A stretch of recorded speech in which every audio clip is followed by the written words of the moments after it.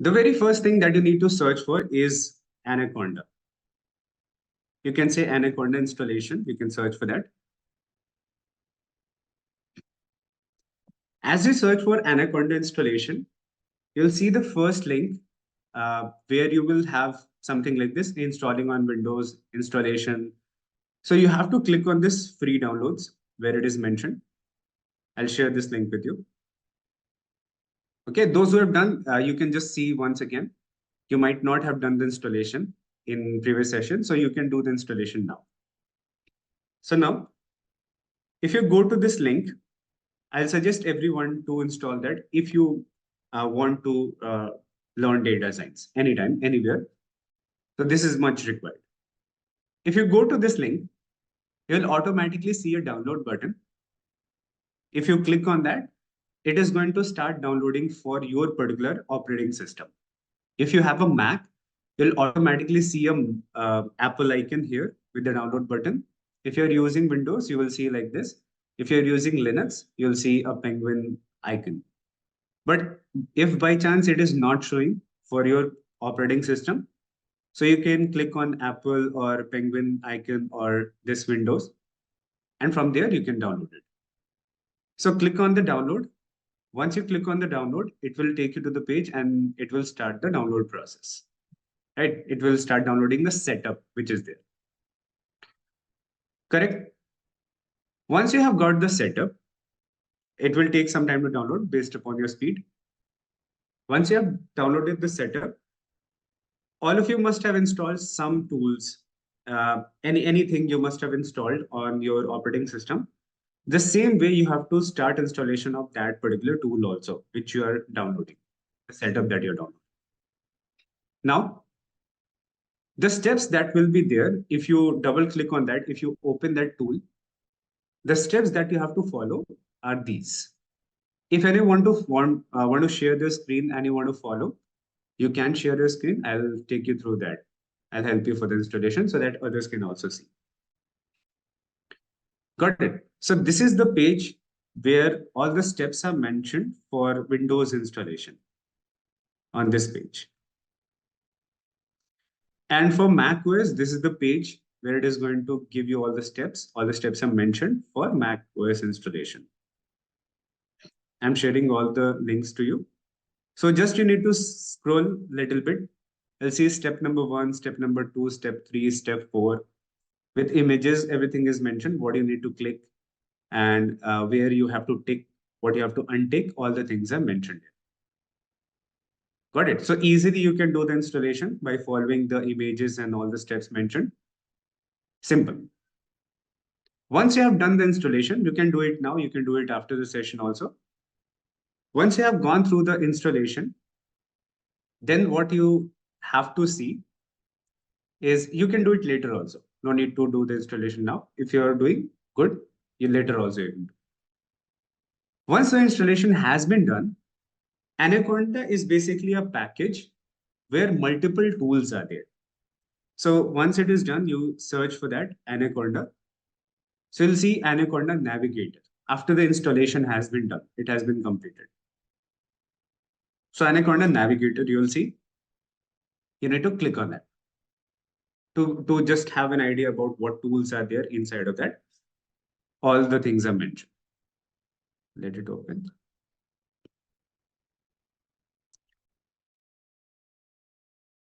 Okay, just to have a basic idea, how many of you have done anything related to data science before? Whether you have done programming or data analysis with Excel or you have worked on SQL before, anything as such?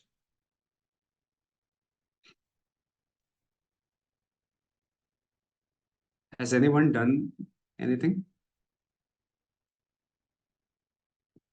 No one. Okay. No issues. Right. So if you look at the Anaconda that you have installed, oh, okay, you work with SQL. Right, great. Okay. So now, if you open this Anaconda Navigator, you'll see some tools mentioned in front of you. Data spell, the CMD prompt, data lore, and IBM Watson Studio, Jupyter Lab, Notebook, PowerShell. So a lot of tools are there, which is going to help you for different type of projects. So Anaconda is going to be your number one choice of data science projects. Whatever code you're going to write related to data science, you will be using the Anaconda tools. Out of all the tools which are mentioned in front of you on the screen, the ones which we are going to use is going to be Jupyter Lab and Jupyter Notebook. More probably the Jupyter Notebook most of the time. So if you see this Jupyter Notebook, you can launch it from here also to start working on or using this tool. You can launch it from here, or you can go to this part, to the start menu, and you can search for Jupyter Notebook. Once you search for this Jupyter Notebook, you will click on this and it will start the tool which you need to start writing the code. Right? Jupyter Notebook is an offline tool which consists of all the required packages which will help you to work on data science. You don't need to install anything specific. Everything that you need, every support that you need to run the code, to write the code, to correct the code, everything is there already installed in your local system through this Anaconda package. So Jupyter Notebook is one of the tools which is going to take advantage of all the things which are there. If you click on that, a page like this will open up, right? A window like this will open up in front of you in black color. This is starting a local server. Okay, local server offline on your system. This is going to start a server. So each one of you, you will see this black box opening in front of you. And after 1 minute, 2 minutes of this black box opening, it will take you or it will redirect you to one of the browsers, whichever is your default browser.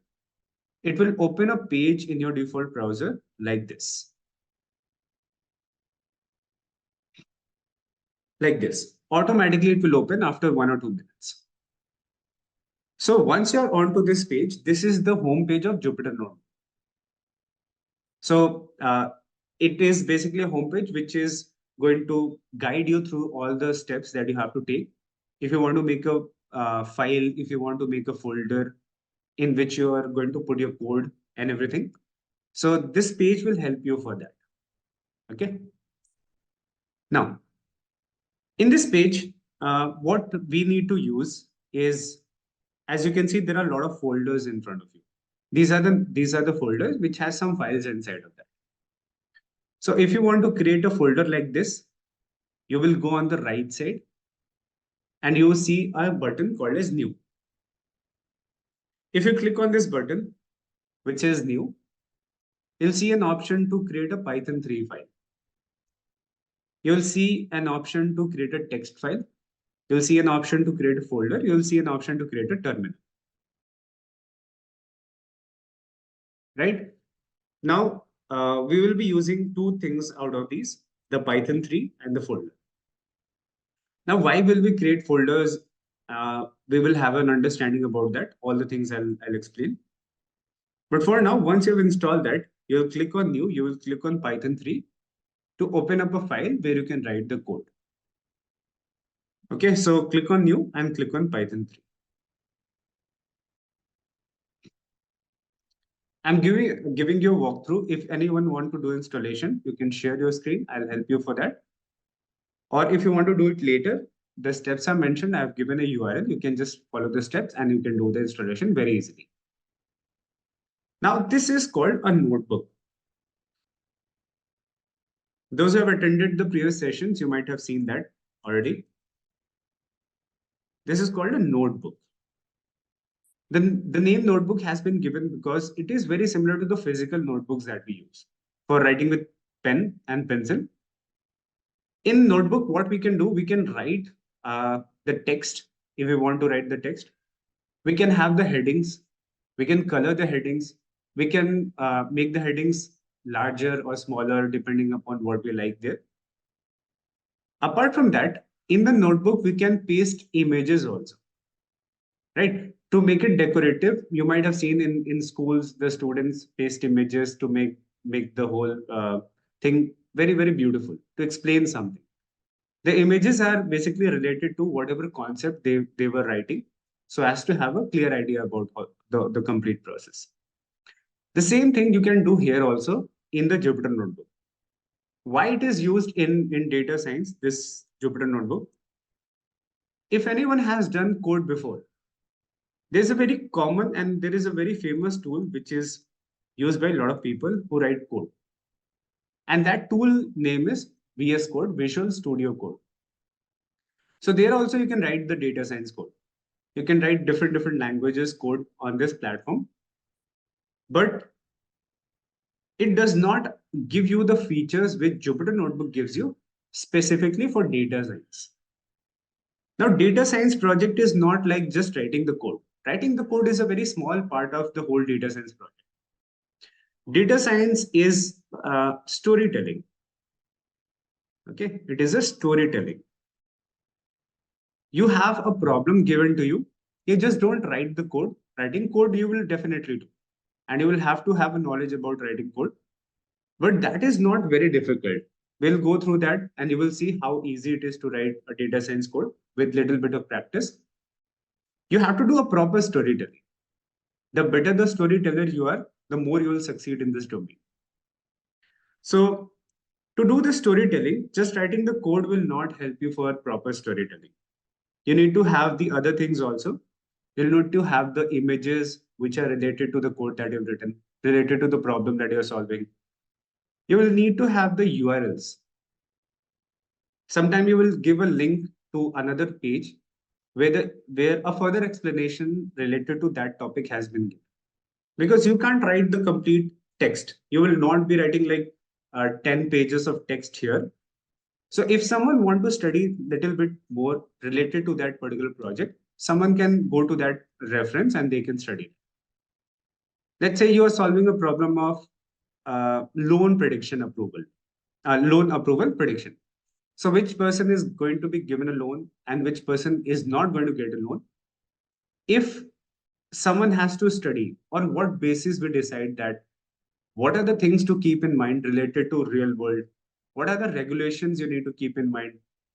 Uh, and what other companies are doing? If you want to give a reference to those things so that the other person can go into details of studying, you can refer that.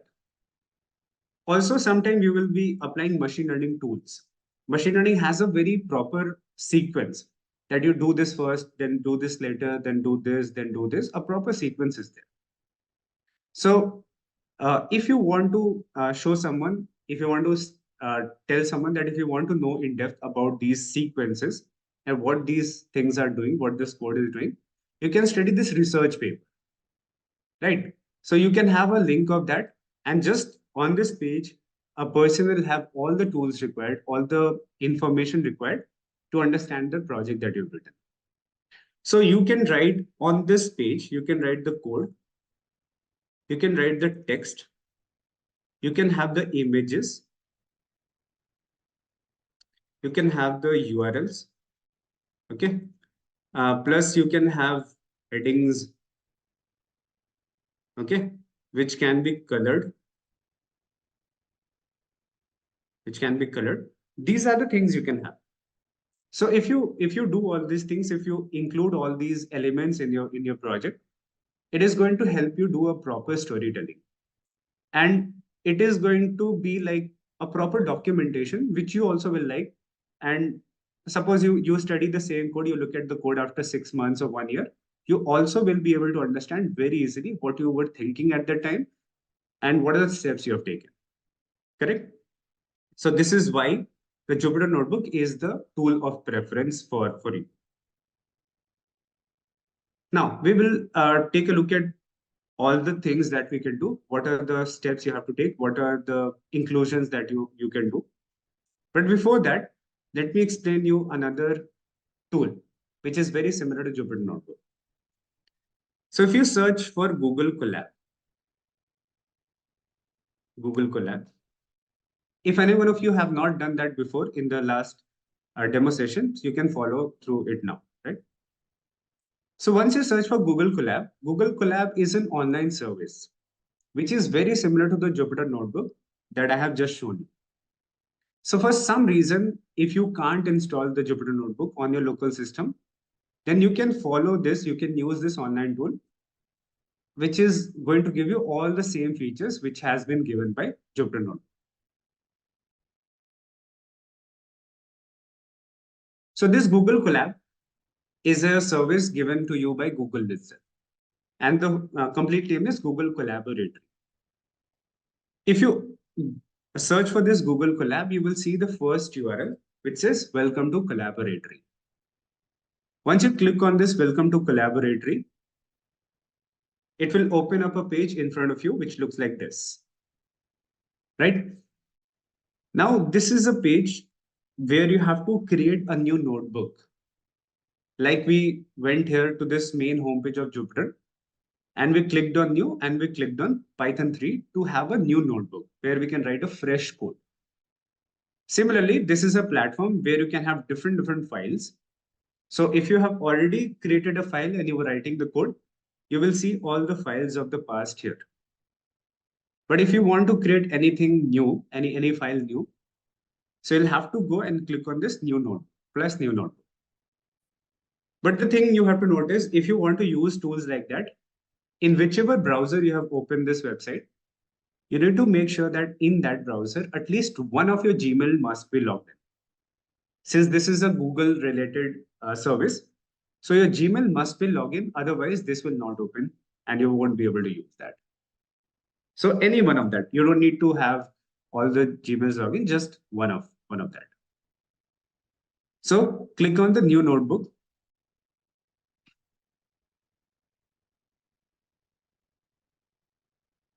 It is creating one file for you, which you can use. Now take a look. So this has the same structure. This has all the same interface like the Jupyter Notebook with a bit of changes, and we will see those changes here.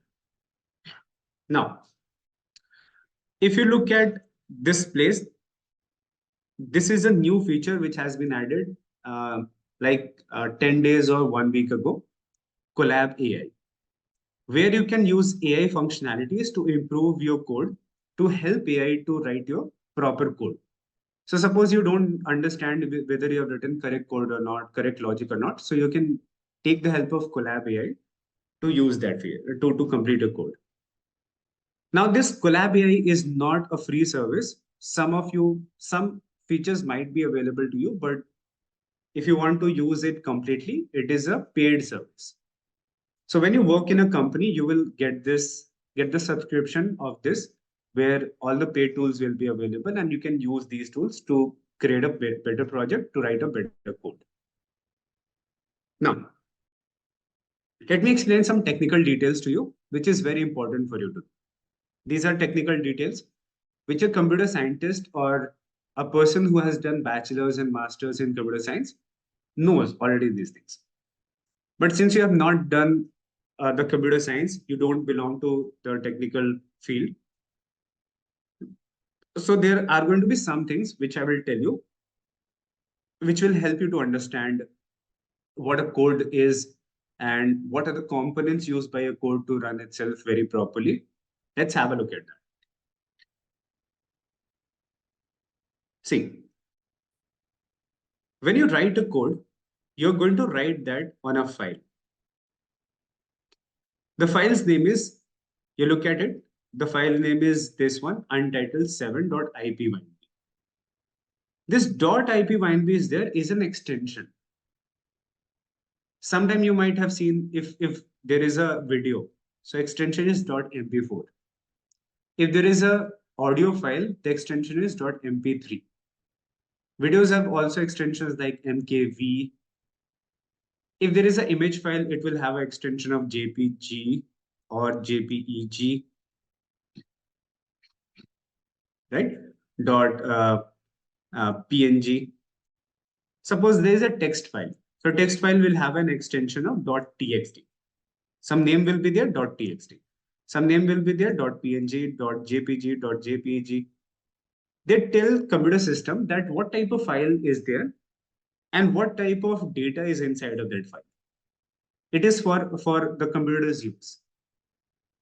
Very similar to that, in Python, you will see two type of files, .py and .ipynb. These are the two extensions you're going to see, .py, .ip. So if you're using the Google Colab and Jupyter Notebook, okay, if you're using the Google Colab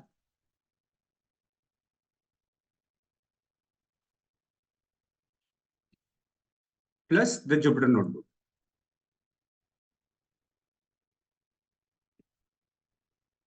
So both of these tools, whatever file they will create, that will have an extension of .ipynb. It is also a Python file, but ipynb means integrated Python notebook file. So it has little bit more features than a normal Python file. Like you can write the text also, you can have the images also, except or apart from the code which is there. If you see the .py is a file created by tools like VS Code or PyCharm. These are also similar tools where you write the code of Python. Very much similar to the Google Colab Jupyter Notebook. They help you to write the data science code that is in Python. These tools also help you to write code in Python, VS Code and PyCharm. So whatever file you create using these tools will have an extension of .py, telling it's a Python file. And Google Colab and Jupyter Notebook will have an extension called as .pynb with every file, saying that it is an integrated Python notebook file, which has more features than a normal Python file. So this type of files are used by developers. If you are a Python developer, if you're creating websites and applications related to Python, so you will work on those tools. For data science, we will be working on these files because we have to tell a story. And to tell a story, I need these type of files. This is something. Now, I was saying that if you are going to write a code, you will be writing a code on a file. 1 line of code, 2 line of code, 3 line of code. Multiple lines of code will be there that you are going to write. And since it is a notebook file, it will have an extension of .ipynb.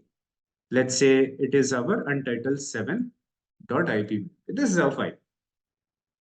Now, what happens in the background when you have to run it? That is very important to understand, very, very crucial. So this file is created and stored on your hard drive. I've already talked about this process, but I'm telling it again. So you have to remember this always. This file is stored on your hard drive. Hard drive is your C drive, D drive, E drive that you have on your laptops. These are our hard drives. It will be saved there once it is created. But when you're executing that, or let me have it, while execution. While execution means if you want to run the code of this file, if you want to see what is the result, what is the output of the code that you have written. So if you're executing this codes, if you're running the code, then this file will be transferred from here from the hard drive to a system called as, does anyone remember what was this system? If you have attended the previous session, where is this transferred?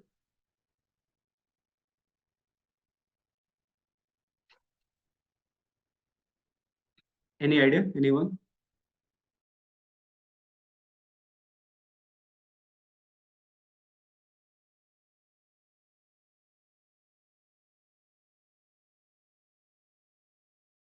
No one? Okay.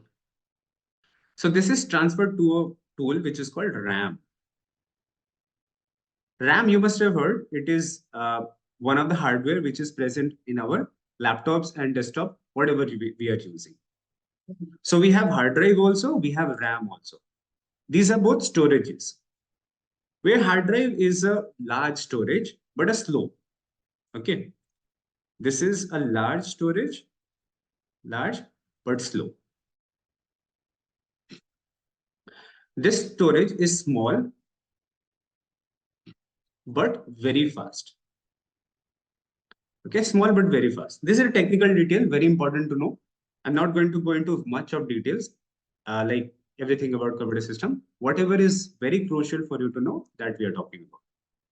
So RAM is a storage which is small but very fast. Hard drive is a storage which is large but very slow. So we store everything. If I have a video, that will be stored on my hard drive. If I have installed something like a browser, that is installed in our local system, hard drive. But when we are running anything, as you can see, I'm running a browser here. So browser is running in the RAM. It will be transferred from here to here, and it is running on the RAM. So why do we run it on the RAM? Because RAM is very fast. Since it is a fast storage, the execution will happen fast and you will see the output of your code very fast. But this is limited storage. Limited storage, right? Uh, Limited space I can write. Because of that, there is a limitation of how much code you can write. If you're writing a very big project, it might not work on your local laptop because laptop have a very small RAM. It does not have a lot of space. It has a limited space. So you need to have a large amount of RAM if you want to work on a very big project. So when you go to industry, you will have systems where you have like 64 GB RAM and 128 GB RAM or 32 GB RAM. You'll get access to these systems because this is very much required. And you need to have an idea about these things because then only you will be able to optimize whatever code you're writing. That you have to work in such a way that your code does not take much space. Got it? Okay.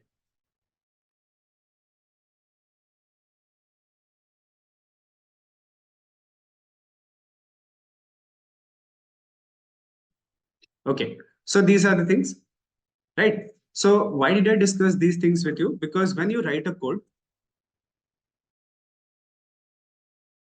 whenever you write a code, you need two things. You obviously need a hard drive that is much required, and you need a RAM also. Both the things are very much required to write a code. Got it? So that is why I discuss these things with you. If you don't have any one of these things, you will not be able to write the code.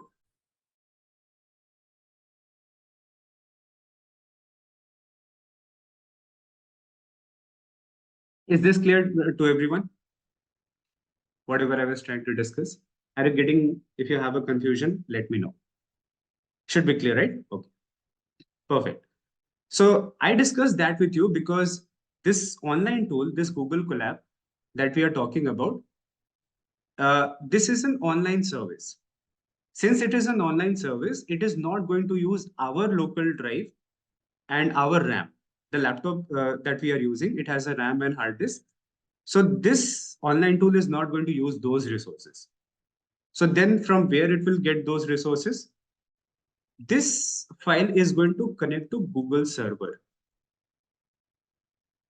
Okay, this is going to connect to Google server. Google server is going to give some disk space plus some RAM. Okay, it will give you some disk space plus some RAM.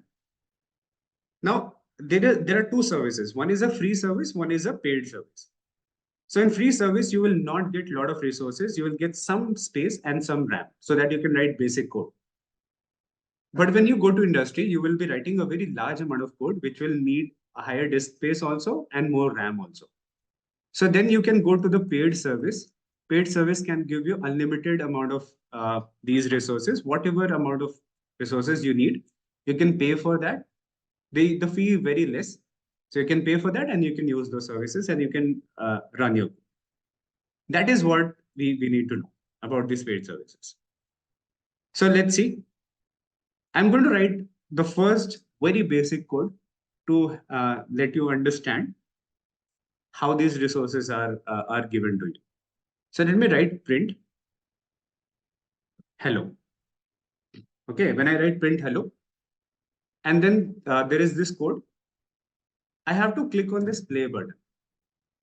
Once I click on this play button, the code is going to execute, right? So as soon as I click on this play button, focus on this, where it is written connect. Focus on this as soon as I click on this play button. Play button means I'm saying it to execute. Show me the output of that code that I've written. Tell me what it is going to do.